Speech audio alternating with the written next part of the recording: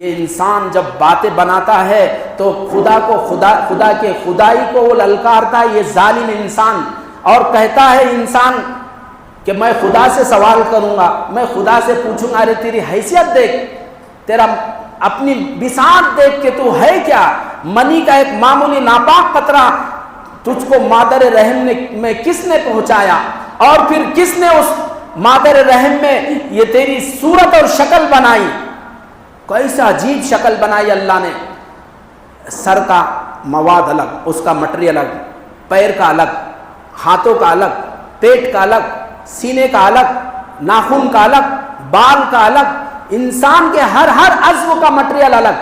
اعوذ باللہ من الشیطان الرجیم، بسم اللہ الرحمن الرحیم، قد افلح المؤمنون الذين هم في صلاتهم خاشعون والذين هم عن اللغو معرضون والذين هم للزكاة فاعلون والذين هم لفروجهم حافظون إلا على أزواجهم وما ملكت أيمانهم فإنهم غير ملومين فمن ابتغى وراء ذلك فأولئك هم العادون والذين هم لأماناتهم وعهدهم راعون والذين هم على صلواتهم يحافظون أولئك هم الوارثون الذين يرثون الفردوس هم فيها خالدون۔ صدق اللہ العظیم۔ آج 3 صورتیں تلاوت کی گئی ہیں، سورہ مومنون، سورہ نور اور سورہ فرقان۔ پہلی صورت اس طرح جس کی ابتدا ہوئی، اللہ تعالیٰ ارشاد فرماتے ہیں قد افلح المؤمنون، کہ ایمان والے کامیاب ہو گئے۔ اللہ عز و جل نے لفظ فلاح استعمال کیا، یہ ایک جامع لفظ ہے۔ یوں کہا گیا کہ انسان ہر تکلیف، ہر مصیبت، ہر پریشانی سے آدمی محفوظ رہے، اور ہر خوشی اور اس کے ہر مراد اور ہر تمنا اس کی پوری ہو، اس کو فلاح کہتے ہیں۔ اللہ عز و جل نے یہ لفظ استعمال کر کے یہ بتلا دیا کہ ایمان والے اور یہ صفات کے حاملین تمام کامیابیوں کے وہ حاصل کریں گے، ہر کامیابی ان کو حاصل ہوگی، تمام مصیبتوں سے بھی محفوظ رہیں گے اور ہر طرح کی کامیابی سے بھی ہمکنار ہوں گے۔ یوں کہا کہ یہ جو حقیقی کامیابی ہے وہ صرف آخرت میں نصیب ہوگی، کہ انسان کو ہر مصیبت سے محفوظ رہے، ہر تکلیف سے وہ دور رہے اور ہر مراد اس کی پوری ہو۔ یہ دنیا میں ممکن نہیں۔ اگر دنیا میں کوئی پوری دنیا کا بھی اگر بادشاہ بن جائے اور پوری دنیا بھی اس کو حاصل ہو جائے تو بھی اس کی ہر مراد پوری نہیں ہو سکتی۔ دنیا ناقص ہے۔ دنیا کی سب سے بڑی اور سب سے خطرناک اس کا نقص یہ ہے کہ ہر انسان اس میں کسی نہ کسی مصیبت سے دوچار ہوتا ہے، اور دنیا کا کوئی بھی انسان اس کی ہر مراد پوری نہیں ہوتی۔ یہاں چاہے جتنا بھی بڑا انسان بن جائے، اس کو تکالیف سے، مصائب سے، مشکلات سے اس کو دوچار ہونا یہ لازمی چیز ہے، اور اسی طرح اس کی ہر مراد پوری ہو یہ بالکل ممکن نہیں۔ یہ تو صرف جنت میں ہوگا۔ اللہ نے فرمایا کہ لَهُم مَا يَشَاءُونَ فِيهَا وَلَدَيْنَا مَزِيدٌ، جو چاہے گا انسان وہ سب ملے گا، بلکہ اس سے بھی زیادہ ملے گا۔ یہ جنت میں ممکن ہے، دنیا میں یہ ممکن نہیں ہے۔ تو اللہ نے یہ لفظ استعمال کیا قد افلح المؤمنون، کہ اصل مومن کہاں کے فلاح کو پہنچے، کامیاب ہو گئے، اور پھر ان کے وہ خوبیاں، ان کی وہ صفات بیان کی کہ جن کے بنیاد پر وہ اس درجے کو یا یہ مقام ان کو حاصل ہوگا۔ 7 خوبیاں بیان فرمائی گئی ہیں یہاں پر۔ سب سے پہلی بتلائے خوبی ظاہر ہے کہ ایمان ہے، پہلی شرط تو یہ ہے ایمان، اس کے بغیر کوئی بھی خوبی اور کوئی بھی صفت قابل قبول نہیں ہے۔ تو ایمان کے بعد جو ان کے اندر 7 خوبیاں ہیں اس کا تذکرہ اللہ عز و جل نے فرمایا کہ الذین هم فی صلاتہم خاشعون۔ پہلی خوبی بتلائی کہ جو اپنی نماز خشوع خضوع کے ساتھ پڑھنے والے ہیں، نماز میں خشوع خضوع۔ یاد رہے خشوع خضوع کس کو کہتے ہیں؟ یہ خشوع خضوع ظاہر اور باطن دونوں اعتبار سے نماز کو مکمل طور پر پڑھنا۔ ظاہر میں جو آداب اور جو سنتیں، جو مستحبات ہیں نماز کے، ان تمام آداب، ان تمام مستحبات اور ان تمام سنتوں کو ملحوظ رکھتے ہوئے نماز ادا کرنا۔ رکوع جس طرح کرنا ہے اسی طرح کرے، قیام جس طرح کرنا ہے اسی طرح قیام کرے، سجدہ جس طرح کرنا ہے اسی طرح قیام کی حالت میں نگاہ کہاں رہے وہ ایسے ہی اس کا رکوع کی حالت میں۔ تو خلاصہ یہ ہے کہ اس کا ظاہر بھی مکمل طور پر اللہ کے نبی پاک صلی اللہ علیہ وسلم کے بتائے ہوئے آداب، سنتیں اور مستحبات کے مطابق ہو، ظاہر بھی، اور ایسے ہی باطن بھی اللہ کی طرف متوجہ ہو، دل میں اللہ کا خوف ہو، خشیت ہو، استحضار ہو، یہ ضروری ہے۔ جیسا کہ اللہ کے نبی پاک صلی اللہ علیہ وسلم کی حدیث ہے، حدیث جبرائیل میں اللہ کے حضرت جبرائیل علیہ السلام نے حضور سے سوال کیا کہ مل احسان، احسان کسے کہتے ہیں؟ تو کہا کہ ان تعبد اللہ کأنک تراہ فإن لم تکن تراہ فإنہ یراک، کہ اللہ کی ایسی عبادت کرو گویا کہ اللہ کو تم دیکھ رہے ہو۔ اگر یہ کیفیت پیدا نہ ہو تو کم سے کم یہ کہ اللہ تم کو دیکھ رہا ہے، اس کیفیت کے ساتھ عبادت کرنا۔ تو خلاصہ یہ ہے کہ خشیت کہتے ہیں، خشوع کہتے ہیں کہ ظاہر بھی بالکل جیسے قرآن اور حدیث میں جیسے نماز پڑھنے کا حکم دیا گیا ویسی نماز، اور دل اللہ کی طرف متوجہ ہو، دل اللہ کی طرف متوجہ ہو۔ آپ صلی اللہ علیہ وسلم نے ایک شخص کو دیکھا کہ نماز میں اپنے داڑھی کو کھجا رہے ہیں، ایک صاحب، تو کہا کہ لو خشع قلبہ لما، کہا کہ اگر دل میں اگر خشوع ہوتا تو یہ اعضاء میں اس طرح کی حرکت نہ ہوتی، اس طرف دوسری طرف متوجہ نہ ہوتے۔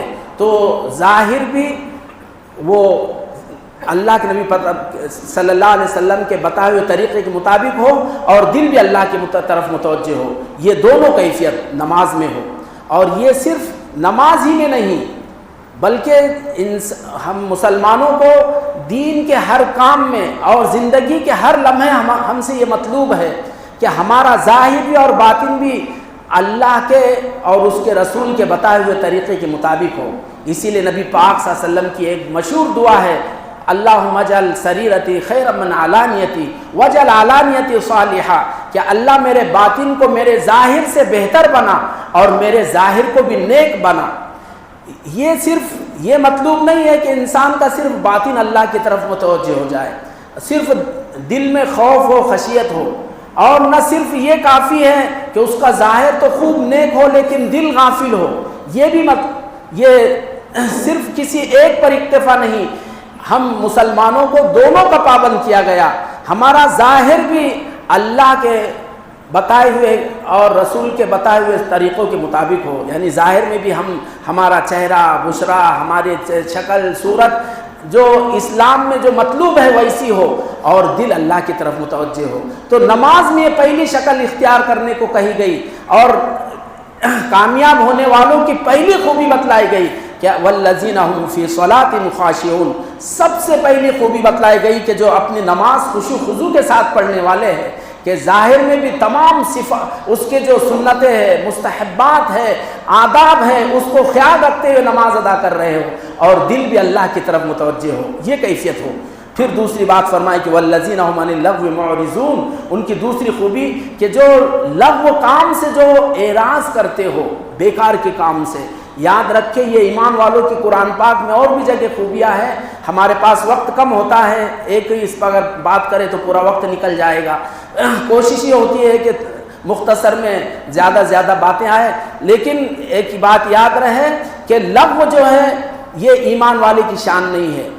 لغو کہتے ہیں کہ ہر ایسا کام کہ جس کا فائدہ نہ دنیاوی اعتبار سے ہو نہ آخرت کے اعتبار سے ہو، ہر ایسے کام کو لغو کہتے ہیں۔ تو یہ ایمان والوں کی دوسری خوبی بتلائی گئی کہ والذین هم عن اللغو معرضون، کہ بیکار کے کام سے جو بچتے ہیں، بیکار کے کام سے وہ پرہیز کرتے ہیں، یہ دوسری خوبی بتلائی گئی۔ اور تیسری خوبی کہ والذین هم للزکاۃ فاعلون، کہ جو زکوٰۃ کو انجام دیتے ہیں۔ زکوٰۃ کے دو معنی ہیں، ایک تو یہ ہے کہ اپنے مالوں کی زکوٰۃ نکالتے ہیں جو فرض ہے۔ نماز کے بعد قرآن پاک میں جب سب سے زیادہ اگر کسی عبادت میں کسی چیز کا حکم ہے تو مالوں کی زکوٰۃ کا، اس سلسلے میں آگے باتیں ہو سکتی آئیں گی، لیکن بہرحال قرآن میں بہت تاکید آئی اپنے مالوں کی زکوٰۃ نکالنے کے۔ تو ایک بات تو یہ ہے کہ اپنے مال کی زکوٰۃ نکالتے، لیکن ایک اور جامع لفظ یہ کہا کہ زکوٰۃ کہتے اصل تزکیۃ النفس۔ قرآن پاک میں اللہ عز و جل نے سورہ شمس ہے 30ویں پارے میں 7 مرتبہ قسم کھائی کہ والشمس وضحاها والقمر اذا تلاها والنهار اذا جلاها، پوری قسمیں کھائی اللہ نے 7 چیزوں کی، اور اس کے بعد ایک بات ارشاد فرمائی قد افلح من زکاها وقد خاب من دساها، کہ وہ آدمی کامیاب ہوگا جو اپنے آپ کا تزکیہ کرے۔ تزکیہ کہتے ہیں کہ اپنے اندر کی جو خرابیاں ہے اس کو دور کرے، جو برائیاں ہے اس کو دور کر اپنے دل کو اس سے پاک اور صاف کرے۔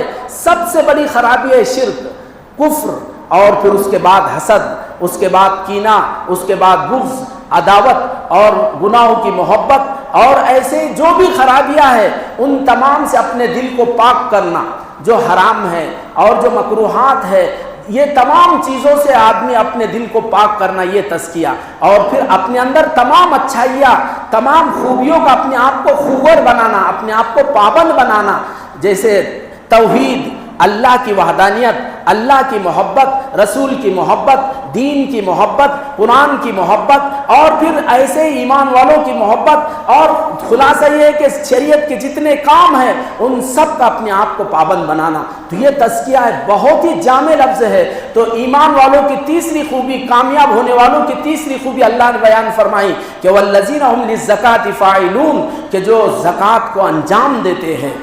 تیسری اور چوتھی خوبی فرمائی والذین هم لفروجہم حافظون، کہ جو اپنے شرمگاہوں کی حفاظت کرتے ہیں۔ یہ چوتھی خوبی بتلائی، شرمگاہوں کی حفاظت۔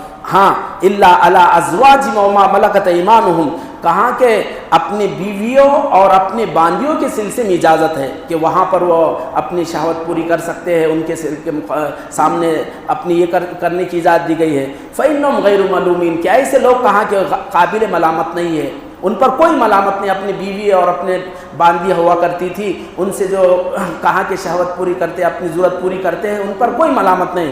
فمن ابتغى وراء ذلك فاولئک هم العادون، لیکن بیویوں کے علاوہ اور باندیوں کے علاوہ اور جو بھی اپنی شہوت پوری کرنے کے جو بھی راہ تلاش کرے گا، ایسے لوگ کہاں کہ فاولئک هم العادون، وہ حد سے تجاوز کرنے والے ہیں، وہ حدود کو پار کرنے والے ہیں، یہ فرمایا۔ تو اس کے ضمن میں کہا کہ بیویوں اور باندیوں کے علاوہ جو بھی باتیں ہیں جہاں پر انسان کی خواہشات پوری ہوتی ہے، جہاں پر انسان اپنی شہوت پوری کرتا ہے، تو وہ سب حرام ہے، وہ سب حرام ہے۔ یہاں تک کہا ہے فقہاء نے اس آیت کے ضمن میں کہ آدمی اپنے ہاتھ سے کوئی غلط کام کرے، اپنے یہ بھی منع کیا گیا، استمناء بالید کہا جاتا ہے اس کو، تو وہ بہرحال سمجھدار سمجھ سکتے ہیں۔ تو اللہ تعالیٰ نے یہ چوتھی خوبی بیان فرمائی کہ والذین هم لفروجہم حافظون، اور پھر آگے پانچویں خوبی بیان فرمائی کہ چھٹی خوبی کو والذین هم لاماناتہم وعہدہم راعون، کہ جو اپنی امانتوں کے اور اپنے عہد و پیمان کی رعایت کرنے والے ہیں۔ کوئی امانت رکھی ہوئی ہے اس کا لحاظ پاس کرنے والے۔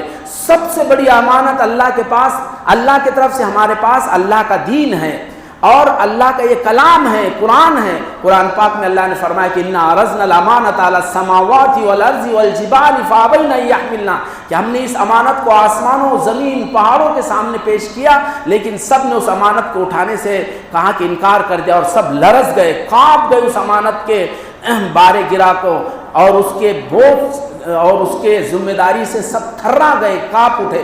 تو سب سے بڑی تو امانت ہمارے پاس اللہ کا دین ہے، قرآن پاک ہے۔ تو خلاصہ یہ ہے کہ اللہ کے جو طرف سے جو دی ہوئی امانت ہے اس کا بھی خیال رکھنے والے، اور جو ہمارے پاس ایک دوسرے کی امانتیں ہوتی ہے اس کا بھی لحاظ پاس رکھنے والے۔ تو یہ خوبی بتلائی گئی ہے۔ چاہے 6 نمبر کی خوبی ہے کہ والذین هم لاماناتہم، اپنی امانتوں کا اور اپنے عہد پیمان کا خیال رکھنے والے، یہ خوبی بتلائی۔ اور پھر یہ اب تک 6 خوبیاں ہوئی۔ 7ویں خوبی والذین هم علی صلواتہم یحافظون، کہ جو اپنے نمازوں کی پابندی کرنے والے۔ دیکھو ابتدا بھی نماز سے ہوئی اور انتہا بھی نماز۔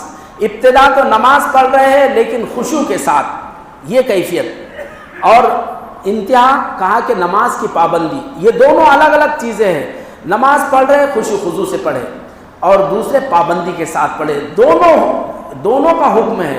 ایک آدمی پابندی کے ساتھ نماز پڑھ رہا ہے لیکن خشوع خضوع نہیں ہے تو اس کا کوئی ثواب نہیں ملے گا، اور ایک آدمی کبھی کبھی آ رہا ہے پڑھ رہا ہے خوب نماز لیکن جب نماز چھوڑ دیتا نہیں۔ دونوں کیفیتیں ہیں، ایک تو خشوع خضوع سے بھی پڑھنا ہے، دوسرے پابندی سے پڑھنا ہے۔ تو اللہ نے ان دونوں کا حکم دیا، اور پھر فرمایا کہ اولئک هم الوارثون، کہا کہ یہی لوگ اصل وارث ہوں گے، الذین یرثون الفردوس، کہ جو فردوس کے وارث بنیں گے۔ فردوس حدیث میں اللہ کے نبی پاک صلی اللہ علیہ وسلم نے فرمایا گیا اذا سألتم اللہ فاسألوا اللہ الفردوس فإن اعلی الجنہ، او کما قال النبی صلی اللہ علیہ وسلم، جب تم اللہ سے سوال کرو تو فردوس کا سوال کرو۔ فردوس کہاں کے جنت کا سب سے اونچا درجہ ہے، منہا تفجر الانہار، او کما قال النبی صلی اللہ علیہ وسلم، اسی سے کہا کہ جنت کی تمام نہریں پھوٹتی ہے۔ تو فردوس یہ کہاں کے سب سے اونچا درجہ ہے جنت کا۔ اللہ نے فرمایا کہ ان خوبیوں کے جو حامل ہو گئے، ان خوبیوں کے یہ خوبیاں جس کے اندر ہوگی، کہا کہ وہ فردوس کے کہاں کے وارث ہوگی۔ اللہ ہمیں وہ فردوس میں داخل فرمائے۔ تو یہ اللہ تعالیٰ نے سب سے پہلے مومنین کے خوبیوں کا تذکرہ فرمایا، اور اس کے بعد اللہ تعالیٰ نے پھر انسان کے پیدائش کا، اللہ نے اپنے انسان پر جو انعام اور احسان کیا اس کا تذکرہ کیا۔ اللہ فرماتے وَلَقَدْ خَلَقْنَا الْإِنسَانَ مِنْ سُلَالَةٍ مِنْ طِينٍ، کہ ہم نے انسان کو مٹی کے خلاصے سے پیدا کیا۔ سلالہ لفظ استعمال ہوا۔ سلالہ کہتے کسی چیز کو کسی چیز سے نکالا گیا ہو، کھینچا گیا ہو، جیسے سلیل فلاں کہتے کہ فلاں کی نسل کا ہے، یہ فلاں نسل کا یہ ہے، میں فلاں نسل سے میرا تعلق ہے، تو اس کے لیے سلیل لفظ استعمال ہوتا۔ تو یہاں پر اللہ نے کہا کہ سلالۃ من طین، کہ انسان کو مٹی کے خلاصے سے، مٹی سے نکالا گیا، اس کا یعنی نچوڑ کر نکالا گیا، یہ لفظ استعمال ہوا۔ اللہ نے انسان کو کیسے بنایا؟ قرآن پاک میں اللہ تعالیٰ نے انسان کے خلقت کا اور اس کے پیدائش کا الگ الگ انداز سے تذکرہ کیا، اور اللہ نے یہ ایک انسان ہے، اس کو کیسا عجیب الخلقت بنایا، اس کے اندر کیسی خوبیاں اور کیسے صفات رکھے، یہ تو صرف وہ خالق اور مالک ہی جانتا ہے۔ لیکن یہ پوری کائنات، پوری دنیا کو دیکھے، یہ انسان ہی کے وہ صلاحیتوں کا اور اس کے قابلیتوں کا مظہر ہے کہ یہ پوری دنیا میں جو کچھ ہے یہ انسان ہی کی خوبیوں کا نتیجہ ہے۔ تو اللہ نے انسان کو ایسا بنایا۔ یہ تو ظاہری خوبیاں ہے جو انسان نے اپنی صلاحیتوں کے بنیاد پر ان چیزوں کو وجود بخشا ہے۔ تو بہرحال اللہ نے یہاں پر فرمایا کہ وَلَقَدْ، ہم نے انسان کو مٹی کے خلاصے سے پیدا کیا، ثُمَّ جَعَلْنَاهُ نُطْفَةً فِي قَرَارٍ مَّكِينٍ، پھر کہا کہ ہم نے اس کو نطفے کی شکل دی ایک محفوظ مقام پر۔ کیا تھا انسان؟ آگے سنیں، پھر اس کے بعد ثُمَّ خَلَقْنَا النُّطْفَةَ، پھر کہا کہ اس نطفے کو کہا کہ علقہ، ایک جمع ہوا خون بنایا، فَخَلَقْنَا الْعَلَقَةَ مُضْغَةً، اور پھر اس جمے ہوئے خون کو گوشت کا لوتھڑا بنایا، فَخَلَقْنَا الْمُضْغَةَ عِظَامًا، اور اس جمے کہا کہ گوشت کے لوتھڑے کو کہا کہ ہڈیوں کی شکل دی، فَكَسَوْنَا الْعِظَامَ لَحْمًا، اللہ کہتے ہیں کہ اللہ تعالیٰ ارشاد فرماتے کہ ہم نے ان ہڈیوں کو گوشت کی چادر چڑھائی ہم نے، ثم انشأناه خلقا آخر، پھر ہم نے اس کو ایک دوسری شکل پیدا کر دی، فتبارک اللہ احسن الخالقین، کہ اللہ کی ذات بابرکت ہے جو سب سے زیادہ بہترین پیدا کرنے والی ذات ہے۔ تو یہ اللہ نے انسان کو، دیکھیے انسان کی اصل کیا ہے، میں آپ کے سامنے بیٹھا ہوں یا آپ میرے سامنے بیٹھے ہیں، یوں میں نے ایک کتاب میں پڑھا ہوں کہ انسان کے اندر 3 ارب سے زیادہ خلیہ یعنی اس کے ذرات ہے، یہ منتشر تھے، بکھرے پڑے تھے پورے زمین پر، وہ پھیلے ہوئے تھے۔ اگر میں آج 50-52 سال میری عمر ہو رہی، تو میں 55 سال پہلے، یا آپ کی اگر 60 سال عمر ہے تو آپ 62 سال پہلے کہاں تھے؟ زمین میں بکھرے ہوئے تھے، پوری زمین میں منتشر تھے۔ ہر انسان، یہ ایک انسان کے اندر ایک پورا جسم ہے، تو وہ جسم کا جو بھی حصہ ہے وہ 3 ارب اس کے خلیات یا 3 ارب ذرات سے زیادہ کا وہ ایک مجموعہ ہے۔ وہ اس کے پیدائش سے پہلے کہاں تھا؟ اگر کوئی کہے ماں کے پیٹ میں، ماں کے پیٹ سے پہلے کہاں؟ باپ کے پیٹ میں، باپ کے پیٹ سے پہلے کہاں؟ وہ کہاں کے پھلوں اور پھولوں میں، اور اس سے پہلے کہاں؟ وہ زمین پہ بکھرا پڑا تھا۔ اللہ فرماتے وَلَقَدْ خَلَقْنَا الْإِنسَانَ، وہاں سے کھینچ کے لایا ہم نے وہاں سے کھینچ کے لایا انسان کو۔ اللہ نے ان ذرات کو پھلوں میں، پھولوں میں، غذاؤں میں منتقل کیا، پھر اس کو باپ نے کھایا۔ باپ نے کھانے کے بعد نطفے کی شکل قرار پائی، من بین الصلب والترائب، قرآن میں کہا 30ویں پارے میں، کہ وہ پھر نطفے کی شکل قرار پائی، کہاں کہ پسلیوں کے اور پیٹھ کے درمیان، پھر وہ کہاں کہ ماں کے پیٹ میں منتقل ہوا۔ پھر ماں کے پیٹ میں اللہ نے وہ کیا شکل کی؟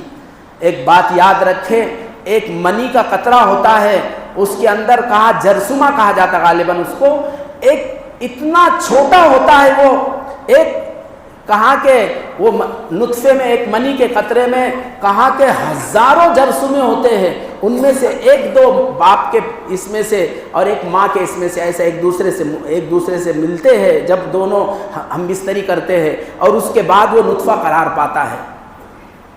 اس کی بھی باریکیاں بتلائے گئے، میرے پاس وقت نہیں اتنا تمام بتلاؤ، حدیث میں آیا ہے اس کا۔ حمل قرار پا رہا ہے، وہ کیا شکل ہوتی ہے؟ ایک نقطہ ہوتا ہے جس کو ننگی آنکھوں سے، کھلی آنکھوں سے دیکھا نہیں جا سکتا، جس کو دوربین کے بغیر دیکھا نہیں جا سکتا، اتنی چھوٹی کیفیت ہوتی ہے۔ ماں کے پیٹ میں وہ نطفہ پہنچ رہا ہوتا ہے۔ اللہ نے قرآن میں فرمایا فی ظلمات ثلاث، 3 اندھیریوں کے اندر وہ نطفہ پہنچتا ہے، اور پھر اللہ تعالیٰ اس کو وجود بخشتا ہے۔ وہ نطفہ اللہ نے یہاں اس کا تذکرہ کیا، ثم خلقنا النطفہ علقہ، کہ اس نطفے کو پھر کہا کہ ہم لہو کی ایک شکل دیتے ہیں، ایک منجمد خون بناتے ہیں۔ ثم خلقنا العلقۃ مضغۃ، پھر اس لہو کو کہا کہ لوتھڑے کی شکل بناتے ہیں، لوتھڑے کی، اور پھر اس کے بعد ہڈیوں کی شکل، اور پھر کہا کہ ہڈیوں پر پھر گوشت کی چادر چڑھائی جاتی ہے۔ کیسا اللہ کا وہ 3 اندھیریوں میں کون ہم کو وجود بخش رہا ہے، کون وجود بخش رہا ہے؟ اندازہ لگائیے۔ یہ انسان جب باتیں بناتا ہے تو خدا کے خدائی کو وہ للکارتا ہے، یہ ظالم انسان، اور کہتا ہے انسان کہ میں خدا سے سوال کروں گا، میں خدا سے پوچھوں گا، ارے تیری حیثیت دیکھ، تیرا اپنی بساط دیکھ کہ تو ہے کیا؟ منی کا ایک معمولی ناپاک قطرہ تجھ کو مادر رحم میں کس نے پہنچایا، اور پھر کس نے اس مادر رحم میں یہ تیری صورت اور شکل بنائی؟ کیسا عجیب شکل بنائی اللہ نے۔ سر کا مواد الگ، اس کا مٹیریل الگ، پیر کا الگ، ہاتھوں کا الگ، پیٹ کا الگ، سینے کا الگ، ناخن کا الگ، بال کا الگ، انسان کے ہر عضو کا مٹیریل الگ۔ کون اس کو الگ کرتا ہے؟ وہ ایک نقطہ تھا، وہ اس نقطے کو یہ کس نے شکل دی؟ کون سر بنایا؟ کون پیر بنایا؟ کون دل دماغ بنایا؟ کون دانت بنائے؟ کون بال بنایا؟ اور پھر اس کے اندر یہ صلاحیتیں رکھی، یہ ایسی صلاحیتیں کہ انسان کی صلاحیتوں کو اگر گنانا چاہے تو صفحات کے صفحات بھرتے چلے جائے، انسان کی خوبیاں ختم نہ ہو۔ اس لیے اللہ نے قرآن میں فرمایا وَفِي أَنفُسِكُمْ أَفَلَا تُبْصِرُونَ، اگر تم کائنات میں نہیں غور کرتے تو اپنی ذات میں غور کر لو، اپنی ذات میں دیکھ لو کہ کیسے اللہ نے تم کو عجیب الخلقت بنایا، کیسی صلاحیتیں رکھی، کیا کیا خوبیاں رکھی اللہ نے۔ سب سے پہلے اللہ نے قرآن میں کہا انظر الی العظام کیف ننشزها، اللہ فرماتے کہ پہلے ہڈیوں کی ترتیب کو دیکھو، ہڈیاں کیسے اللہ نے جوڑی، 360 جوڑے انسان کے اندر، اور پھر چھوٹی بڑی ہڈی کیسی ترتیب، میرا یہ ہاتھ ہے یہاں سے وہاں تک کتنی ہڈیاں، یہ کتنی جگہ فولڈ ہو رہا ہے، یہ اندازہ لگائیے۔ پیر میں کتنے جگہ، ایسے انسان کے پورے جسم میں 360 جوڑ اللہ فرماتے ثم شددنا عصر، اللہ نے ہڈیوں کا ایک یہ ڈھانچہ بنایا اور اس کو مضبوط کیا اللہ تعالیٰ فرماتے یہ ہڈیوں کو انسان جب چاہے جس طرح چاہے فوٹ کرتا ہے۔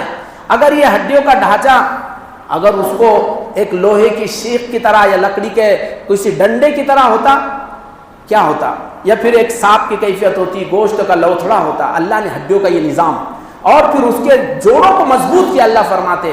اور اگر صرف ہڈیاں ہی ہوتا، ہڈیاں ہی رہتی تو کتنا بدنما ہوتا۔ دواخانوں میں دیکھیں ہم وہ ڈاکٹر لوگ جس پر ریسرچ کرتے ہیں اس کے ہڈیوں کا ایک یہ ہوتا ہے فریم ہوتا ہے، کیسا بدنما نظر آتا۔ اللہ فرماتے ثم کسونا العظام لحما، ہم نے اس کہاں کے ہڈیوں کو گوشت کی چادر پہنائی۔ ثم انشأناه خلقا آخر، پھر وہ ہم نے ایک دوسری شکل بنائی۔ یہ انسان جیتا جاگتا انسان، یہ خوبصورت انسان، اللہ نے سورہ 3 میں کئی مرتبہ قسم کھا کے فرمایا کہ لقد خلقنا الانسان فی احسن تقویم، کہ ہم نے انسان کو بہترین شکل بنائی، بہترین سانچا۔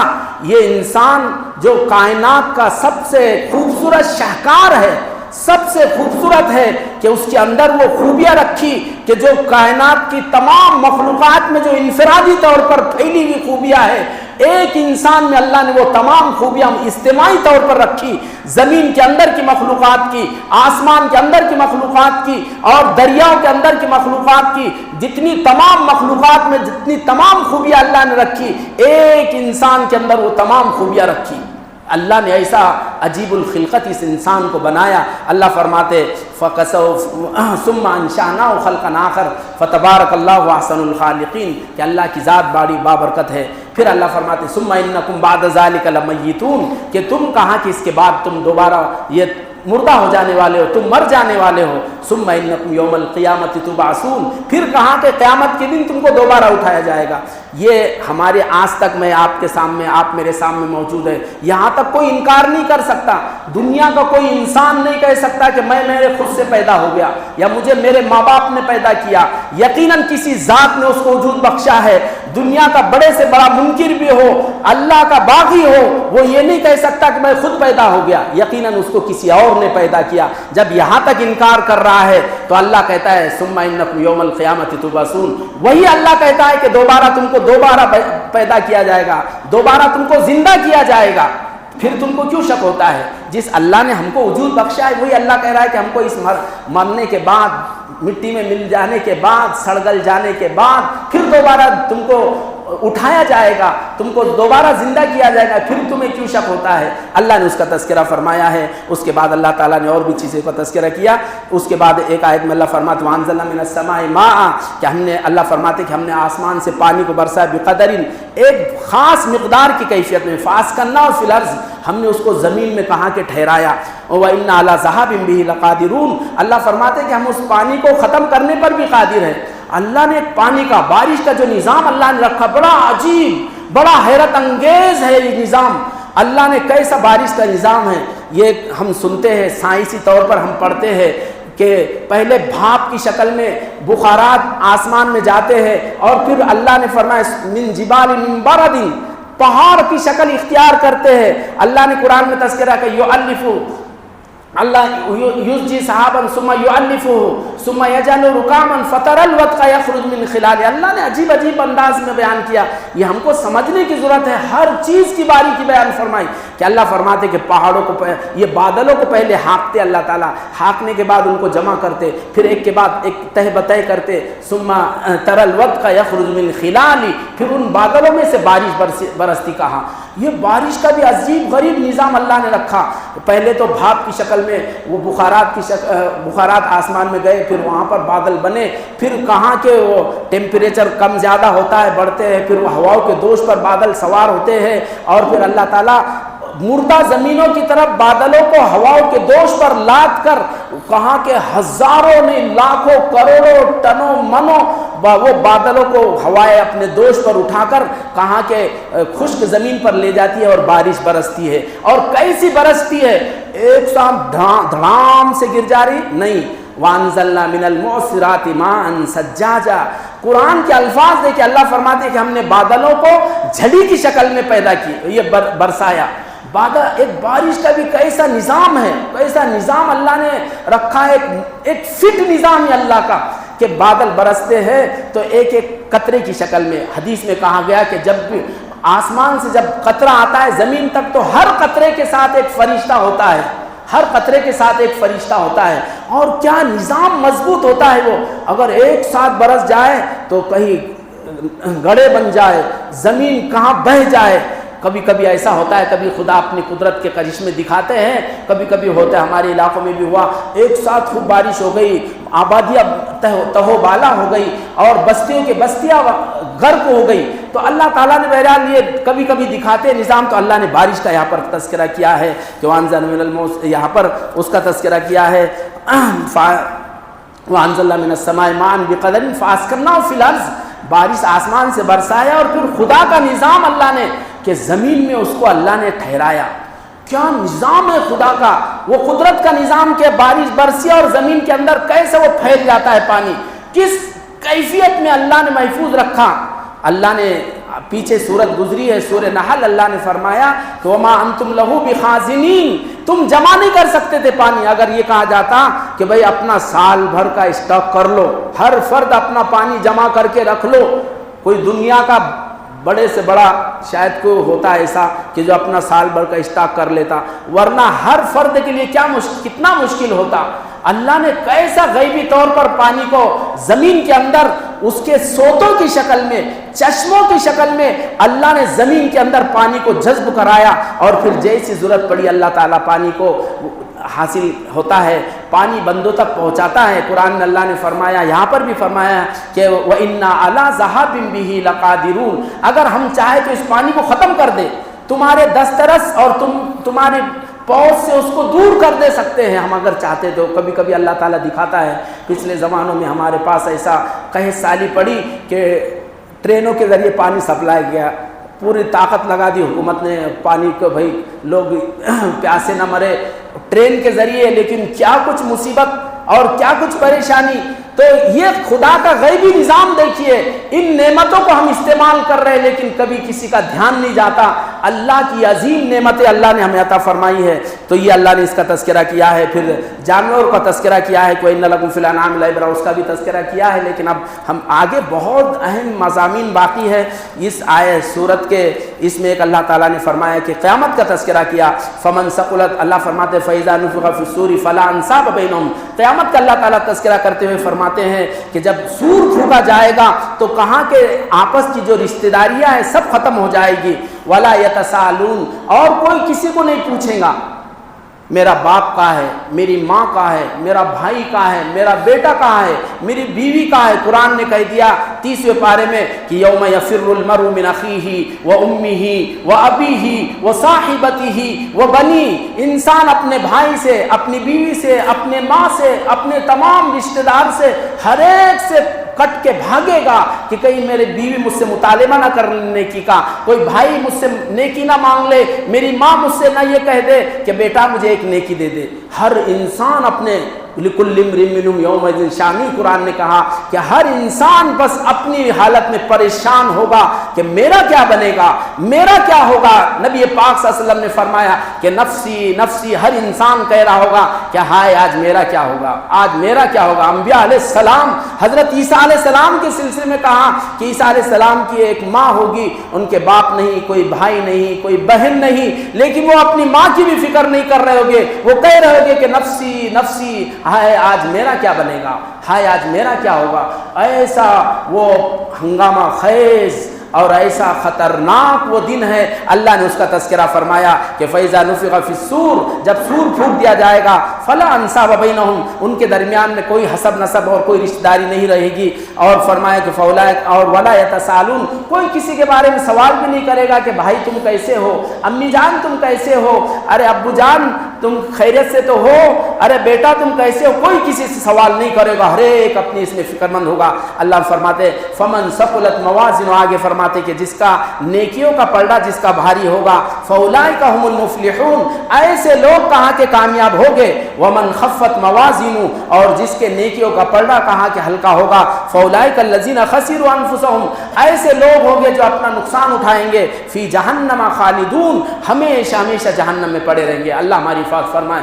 ایک یہاں پر ایک ان کی اور بھی قرآن پاک میں عجیب عجیب انداز سے اس کا تذکرہ ہے، لیکن یہاں پر جو عجیب ہے، تلف وجوہہم النار، کہاں کہ ان کے چہرے کو آگ جھلسا دیں گی، ان کے چہرے کو آنکھ جھلسا دیں گی، وَهُمْ فِيهَا كَالِحُونَ، اور وہ اس میں بد شکل پڑے ہوگے، بد شکل پڑے ہوگے۔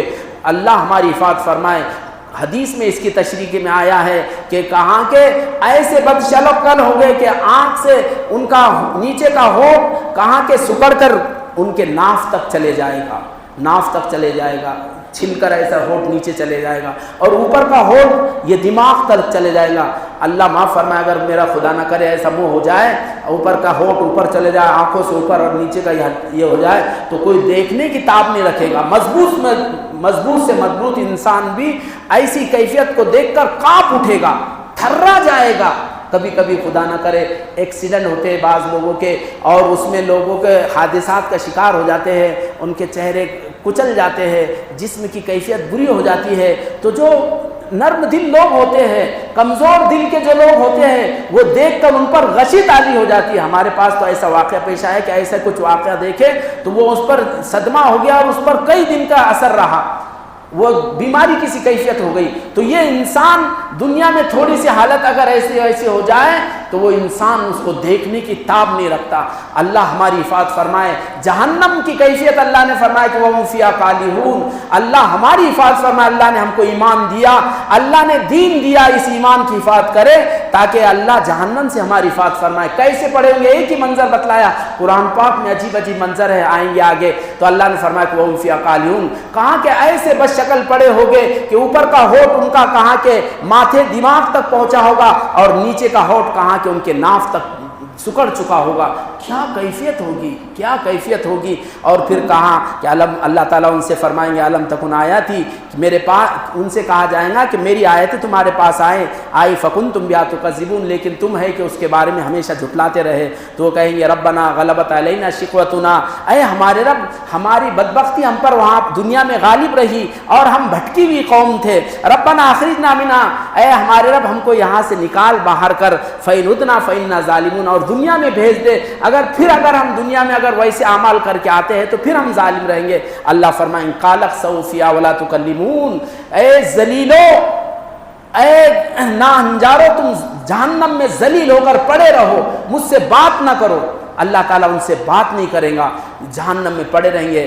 قرآن میں دوسری جگہ کہا کہ پھر لہم فیہا زفیر و شہیق، چیخیں گے، چلائیں گے، دھاڑیں گے، بلبلائیں گے، تلملائیں گے، لیکن کوئی سننے والا نہیں ہوگا۔ قرآن نے کہہ دیا ہے، 8ویں پارے میں آیت گزری، فَالْيَوْمَ نَنْسَاهُمْ كَمَا نَسُوا لِقَاءَ يَوْمِهِمْ هَٰذَا، جیسے آخرت کے دن کو بھول کر جیسے پوری زندگی گزار دی، آخرت سے غافل ہو کر جیسی زندگی گزار دی، اللہ فرما دے کہ ہم جہنم میں پھینک دیں گے اور ہم ان کو ان سے بھول جائیں گے۔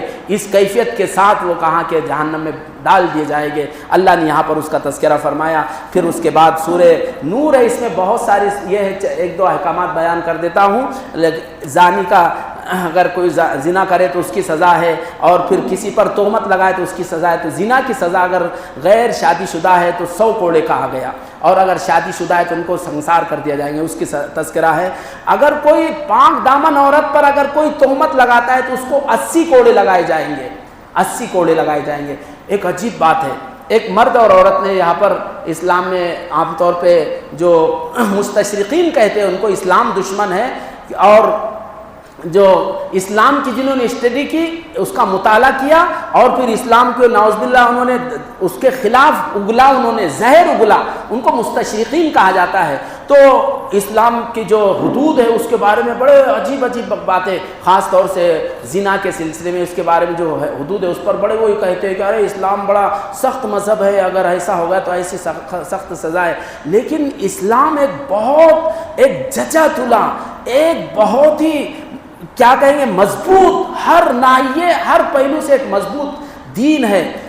اگر کوئی زنا کی سزا ہے وہ تو سنسار ہے، لیکن زنا ثابت ہونے کے لیے بہت یعنی پختگی اور مضبوطی چاہیے. 4 گواہ چاہیے زنا ثابت ہونے کے لیے. اور اگر یہ ہو کہ وہ بھی کھلم کھلا دیکھے تب ان کی گواہی قبول ہوگی. ایسا تو کوئی ہوگا کہ کوئی کھلم کھلا اتنا برہنا، آج تو ویسے ننگی دنیا ہے، وہ تو انسان نہیں وہ شیطان ہے، وہ درندے ہے، بلکہ درندے سے گئے گزرے ہیں. لیکن جو باحیا ہوگا اتنا کھلا کوئی کہ 4 آدمی دیکھ لے اس کو ایسا مشکل ہوگا. اگر ایک نے دیکھا، اگر وہ عدالت میں جا کے کہتا ہے کہ میں نے ان کو دیکھا، تو پہلے اس کو 80 کوڑے لگا دیے جائیں گے. 2 نے دیکھے، 3 نے دیکھے، جب تک وہ 4 نہیں ہو جاتے ان کی گواہی قبول نہیں ہوگی. یاد رکھو کیا ہے، 4 دیکھے اور کہے کہ ہم نے کھلم کھلا ان کو بدکاری کرتے دیکھے ہیں ان مرد اور عورت کو، تو ان کی گواہی قبول ہو کے پھر ان پر سنسار یا پھر ان پر 100 کوڑے لگیں گے اگر غیر شادی شدہ ہے. اگر 1 نے دیکھے، 2 نے دیکھے، 3 نے دیکھے، تو جب تک 4 نہیں ہو جاتی ان کی گواہی قبول نہیں. اور ان کے چونکہ انہوں نے وہاں پر جا کر گواہی دی، اب 4 گواہ نہیں ہے، 3 ہی ہے، تو ان کو 80 کوڑے لگائے جائیں گے. تو اس لیے اگر دیکھے تو کہو کہ ان سے کہا جائیں چپ رہو اپنی جگہ، ہاں اپنے طور پر سمجھا دو کہ یہ اچھی بات نہیں ہے، اچھی حرکت نہیں ہے. یہ اسلام کا قاعدہ ہے یہ اس کے بارے میں. اور پھر کہا کہ اس کے بعد ایک اسلام، مجھے یہ ایک آیت پڑھتا ہو تو ایک طبیعت پھڑک اٹھتی ہے کہ اسلام کیسا سچا مذہب ہے. آپ اس سے اندازہ لگائیے، ایک دوسری کسی خاتون کو اگر دیکھا ہے بدکاری کے ساتھ مرد عورت کو، تو جب تک 4 نہیں ہو جاتے کہا کہ عدالت کا دروازہ مت کھٹکھٹاؤ ورنہ تم کو 80 کوڑے لگ جائیں گے، تم متہم ہو جائے گے، تمہاری گواہی قبول نہیں ہوگی. جب 4 ہوں گے تبھی جانا، یہ ہے. لیکن اگر کوئی اپنی بیوی کو دیکھ لے، ایک واقعہ پیش آیا اصل میں کہ حضرت ماعز یا موئز تھے، انہوں نے اپنی بیوی کو اس کیفیت میں دیکھ لیا کہ کچھ غلط حرکت کرتے ہوئے دوسرے مرد کے ساتھ. اللہ کے نبی پاک صلی اللہ علیہ وسلم کے پاس آئے اور کہا اللہ کے رسول میں نے اپنی بیوی کو ایسا ایسا دیکھا. تو کہا کہ اچھا ٹھیک ہے 4 گواہ لاؤں، تمہارے ساتھ اور 3 لاؤ. تو کہا کہ اللہ کے رسول میں 3 کس کو لاؤں؟ ہلال ابن امیہ ہے غالباً. تو کہا کہ میں 3 کس کو لاؤں؟ کہا کہ 3 لاؤ ورنہ تم کو سزا پڑے گی کہ 80 کوڑے مارے جائیں گے. اب 80 کوڑے، ایک تو انہوں نے اپنی بیوی کو سزا یہ حرکت کرتے دیکھا، اور اوپر سے کہ بھائی 3 گواہ اپنے ساتھ لاؤ ورنہ تم کو 80 کوڑے. اگر ایسا ہوتا تو ہر خاتون ایسا کرتی اور اپنے شوہر کو ایسے کوڑے کھلاتی اور وہ جرأت کرتی اس پر. لیکن اسلام کیسا فطری مذہب ہے، کیسا فطری مذہب ہے. ہوا یہ کہ اللہ تعالیٰ نے اس پر یہ، چونکہ آدمی دوسری کسی خاتون کو بدکاری کرتے ہوئے غلط کام کرتے ہوئے دیکھ کر چپ رہ سکتا ہے، لیکن اپنی بیوی کو غلط کام کرتے بلکہ کسی کی طرف غلط نگاہ اٹھاتے ہوئے دیکھنا بھی گوارا نہیں کر سکتا. انسان کی، مرد کی غیرت ہے یہ، وہ اس کو غلط کام کرتے دیکھے، یہ کیسا ہو سکتا. اب کسی نے دیکھ ہی لیا تو کیا کرے گا؟ تو اس کی بھی ایک شکل رکھی اسلام نے. وہ شکل یہ ہے کہ وہ کورٹ میں جائے گا، عدالت میں جائے گا، قاضی کے پاس جائے گا اور 4 گواہیاں، وہ 4 قسمیں کھائے گا. وہ اس کا تذکرہ ہے یہاں پر. اسلام کا ایسا ایک بہت ہی نیچرل، ایک فطری مذہب، انسان کی پکار، انسان کی دل کی زمین کی آواز ہے اسلام. تو یہاں پر دیکھیے اسلام ہوا یہ کہ وہ صحابی کہہ تو دیے اللہ کے نبی کو، پھر اس کے بعد ہوا یہ کہ اللہ تعالیٰ نے یہ آیت نازل فرمائی کہ والذین یرمون ازواجہم ولم یکن لہم شہداء الا انفسہم فشہادۃ احدہم اربع شہادات باللہ، کہ جو لوگ اپنی بیویوں پر تہمت رکھے اور ان کے پاس کوئی گواہی نہیں ہے، تو کہا کہ اس کے لیے اس کی شکل یہ ہے کہ وہ کورٹ میں قاضی کے سامنے جا کر 4 مرتبہ قسم کھائے گا. کیا قسم کھائے گا؟ کہ اللہ کی قسم میں اس معاملے میں سچا ہوں اور میں نے اپنی بیوی کو فلاں کے ساتھ اس طرح حرکت کرتے دیکھا. اللہ کی قسم میں اس معاملے میں سچا ہوں، اللہ کے وہاں قسم میں اس معاملے میں سچا ہوں. 4 مرتبہ اس قسم کھائے گا. اور اس کے بعد پھر 5ویں قسم کہ والخامسۃ ان لعنۃ اللہ علیہ، 5ویں قسم یہ کہیں گا کہ اگر خدا نہ خواستہ اگر میں جھوٹا ہوں تو مجھ پر اللہ کی لعنت، مجھ پر اللہ کی لعنت. شوہر اس طرح پہلے 4 قسمیں کھانے کے بعد 5ویں قسم، تو اس طرح 5 قسمیں کھائے گا قاضی کے پاس. اب ظاہر ہے کہ اس نے 5 قسمیں کھا لیا. کوئی آدمی ایمان والا ہے تو اتنی، اگر بیوی کو کچھ تھوڑی بہت دیکھا تو اتنی ہمت کرے، جو سچا ہوگا وہی قسم کھا سکتا ہے. اس طرح جھوٹا آدمی نہیں کھا سکتا اتنی جرأت کے ساتھ. تو اگر اس نے اب 5 قسمیں کھا لیا، اب معاملہ وَيَدْرَوَنَ لَازَا قرآن پہ کہتا ہے، تو کیا آپ اس کی قسم کا اعتبار کر لیں گے اور عورت کو، اس کی بیوی کو سنسار کر دیں گے؟ نہیں، اب دوسری شکل رکھی گئی ہے۔ دوسری شکل یہ ہے کہ وہ اس خاتون کو لایا جائے گا، اب اس سے پوچھا جائے گا کیا یہ جو کہہ رہا ہے سچ ہے؟ وہ کہتی نہیں جھوٹ ہے، تو پھر ٹھیک ہے۔ اگر وہ کہتی کہ ہاں سچ ہے تو پھر اس پر سزا لاگو کر دی جائے گی، لیکن اگر کہتی کہ نہیں جھوٹ ہے تو زبانی تو جھوٹ کوئی بھی کہہ سکتا، پھر کہا جائے چل قسم کھا، اللہ کی قسم یہ جو کہہ رہا ہے اس سلسلے میں جھوٹا ہے، اللہ کی قسم یہ جو مجھ پر تہمت لگا رہا ہے اللہ کی قسم یہ جھوٹا ہے، اللہ کی قسم یہ جھوٹا ہے، 4 قسمیں کھائے گی۔ اور 5ویں قسم کہ والخامسۃ ان غضب اللہ علیہ ان کان من الصادقین، کہ اللہ کا غضب ہو مجھ پر اگر یہ سچا ہے، اگر یہ سچا ہے تو اللہ کا مجھ پر غضب ہو۔ تو ظاہر ہے کہ اب وہ 5 قسمیں اس نے کھا لی تو پھر اب اس کے بعد دونوں کے درمیان تفریق کر دی جائیں گے، الگ الگ کر دیا جائے گا، دونوں کو جدا جدا کر دیا جائے گا۔ تو یہ اسلام کا اس حکم کو میں پڑھتا ہوں قرآن پاک میں تو ایک طبیعت دھڑک اٹھتی کہ اسلام کا ایسا ایک فطری مذہب ہے۔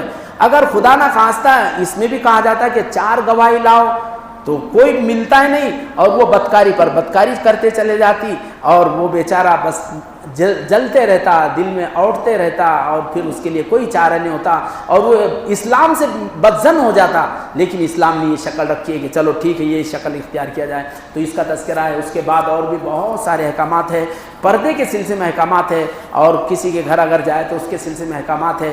ایک بات کہہ کے بات ختم کر دیتا ہوں، ہمارے مولانا بھی سامنے بے چین ہو رہے، لمبا وقت ہو گیا ہے، تو یہ کہا گیا کہ یہ بات یاد رکھنا، اسلام ایک بہت اس کے اپنے آداب، اس کے اطوار، اس کے طور طریقے ایک بہت کامل ہے، بس کمی ہے تو ہم نے اس سے ناواقف ہے، ہم اس سے ناواقف ہے، یہ ایک ہماری کمی ہے۔ تو اسلام نے یہ کہا گیا کہ 3 وقتوں میں اس کا عام طور پہ یہ ہوتا ہے کہ ہمارے گھر کے اللہ تعالیٰ فرماتے ہیں کہ گھر کے جو خادم ہیں، چھوٹے بچے ہیں یا سن بلوغ کو جو پہنچ گئے، تو کہا کہ جب گھر میں آئے جائے، امی جان سو رہے، ابو جان سو رہے، یا پھر ہماری اپنی بہن سو رہی، کوئی اور قریب کے اپنے گھر کے افراد سو رہے، تو کہا کہ 3 وقتوں میں جب ان کے پاس جاؤ تو کہا کہ اجازت لے کر جاؤ۔